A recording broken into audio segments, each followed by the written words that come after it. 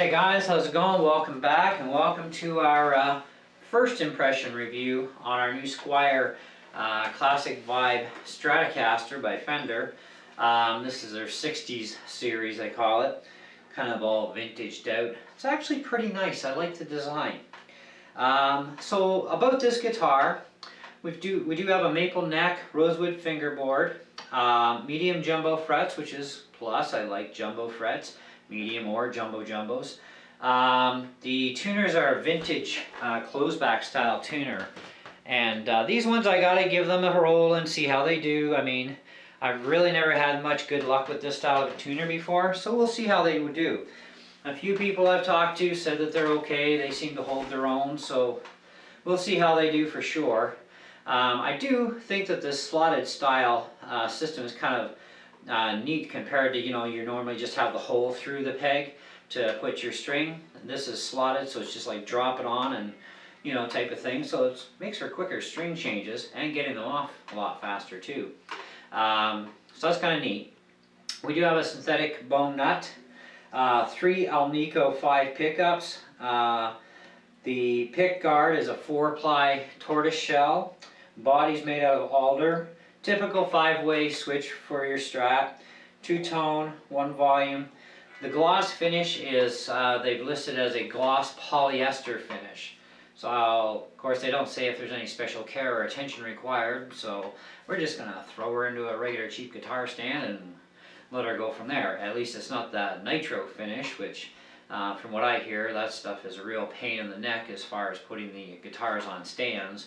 You need to hang them up with some sort of a proper hanging device, blah blah blah, and whatever. Okay, I don't know, but I'm okay with the whole polyester finish. Doesn't bug me that much. I like glossy things too. The neck, I feel it's not a very fast neck that I'm used to, and it is a modern C shaped neck, which is fine. The fretboard is really it's very thin, for being a rosewood fretboard. The fretboards on my other electric guitars are all much thicker. This is like maybe half of that thickness, so it's kind of neat and different, unique. As far as fret edging goes, man, these things are smooth on the ends. They're really, really nice. So Fender or Squire did a really awesome job. Now this is a made in China version, and from what the boys tell me and from talking to others, the made in China Squires are actually the better Squires at present time over the Indonesians. Because you used to go basically, I think it was Indonesia, Mexico and USA, or China, Mexico, USA. Now they got Indonesia. My little Squire 3/4 sized acoustic, it's made in Indonesia, and I mean the guitar itself isn't too bad. I mean it's got the crummy machine heads, but they seem to be holding their own for now. But it's a nice guitar for an Indonesian. This thing is actually really nice for a Chinese made Squire, so not too bad. It's all right, and it is a real Fender Squire. It's not a Chinese knockoff, that just says Fender Squire. So, huge difference there. Standard 4-bolt bolt-on neck. What else can I tell you about this thing? It's got the nice burst finish on it. This is, I believe they listed it as a 3-color, if I remember right. 1 second on that one. I can't memorize everything, guys. I'm sorry, I wish I could. I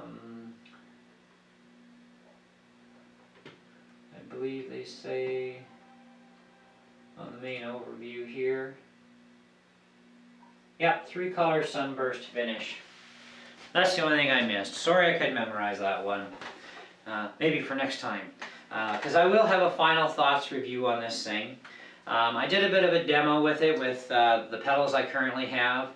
And those would be the Dead Man's Hand by Outlaw, the Lock, Stock and Barrel by Outlaw, EX Medley Stick Distortion Pedal, the Outlaw Quick Draw Delay, my Multi-Chorus by Digitech, and my Ibanez Phaser. Now the Phaser actually for once impressed me. It was amazing. This Phaser pedal doesn't work worth a beans on my humbucker guitars, unless I have another pedal involved, and by itself it actually worked really well on the Strat, so that kind of impressed me. So I think I might have to keep the phaser after all, but eventually I'm still going to get my Boss phaser though, because I like the Boss phaser way better. So it's just the way things happen to work out at the time. Now with the little neck adjustment I did and torquing down the saddle, it is keeping a little bit better tuned now, which is good. It's going to take a little bit. I mean, you know, when you adjust a neck, you know, you gotta, you know, give her that little, you know, tweak over, tune her up, let her sit, you know, and so overnight type of deal. I'll tune her up again tomorrow morning, see how well it holds. It should be holding a lot better. Because, you know, you don't just go squawk and, you know, retighten your strings and then again, and, you know, you just don't do that. The wood is being bent, but then you're rebending it again when you're retightening the strings, so it's got to pull back itself all the way to where it can lock up. And so I'm gonna, you know, beat on this thing a little bit today off and on to, you know, allow the back and forthness to, you know, move and finally settle in, and overnight it should be fine, and we'll try her again tomorrow. But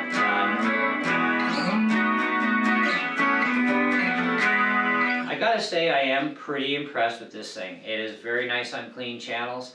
It's kind of a little weird on the dirty stuff.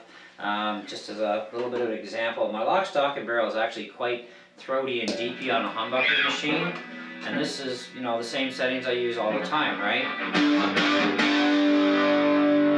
Now let's simulate a humbucker by using the bridge in the middle. It's just not quite there, you know, but I mean, this is not a humbucker guitar, so it's going to react differently, right? Now when I kick her over to my medley stick pedal, which is usually quite a different story, even on the humbucker, you know,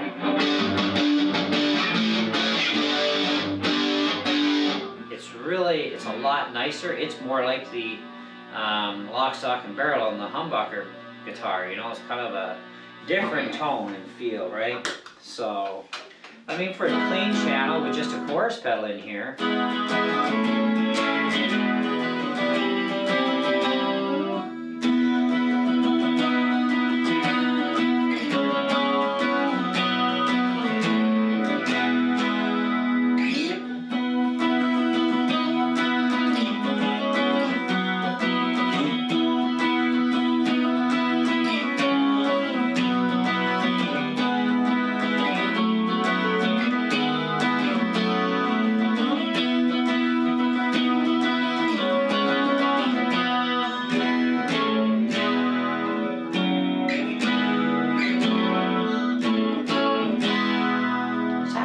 nice, you know, so I really like it. I can appreciate it, you know.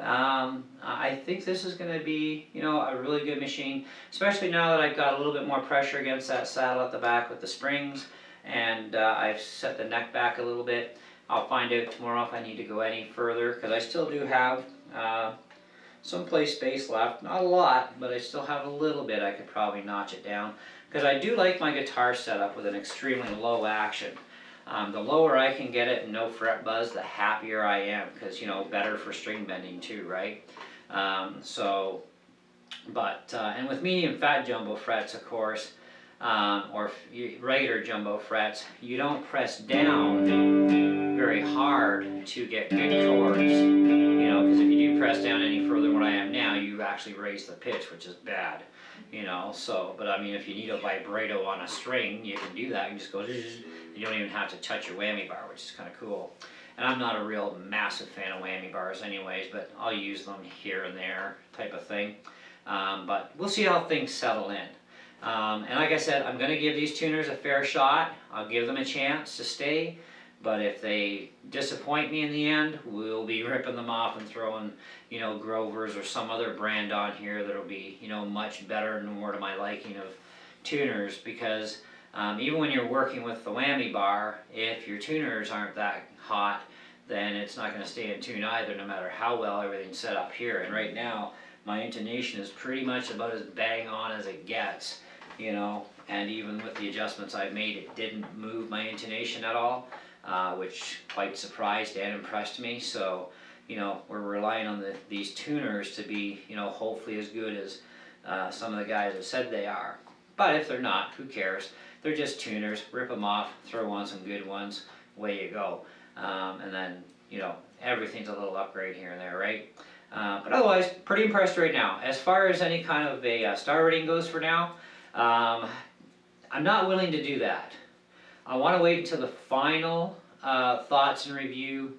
I'm going to give this thing a fair shake. Give it maybe a couple of weeks to, maybe a good solid month. We'll see. Of some good solid hard playing on this thing. See how well things go. See how well the tuners are doing, etc., etc. Of course, I'm going to have to put a new set of strings on this soon anyhow, because they've been sitting on here ever since the store brought it into inventory. So, they're whatever Fender supplied for strings. I believe they were listed on their website as a light gauge. They're 9 to 42s, I know that. And I know I cannot go thicker strings on this thing, because Fender does warn you right on their site that if you use a thicker than this gauge that comes with it, then you will void your warranty, and because you'll wreck your guitar too.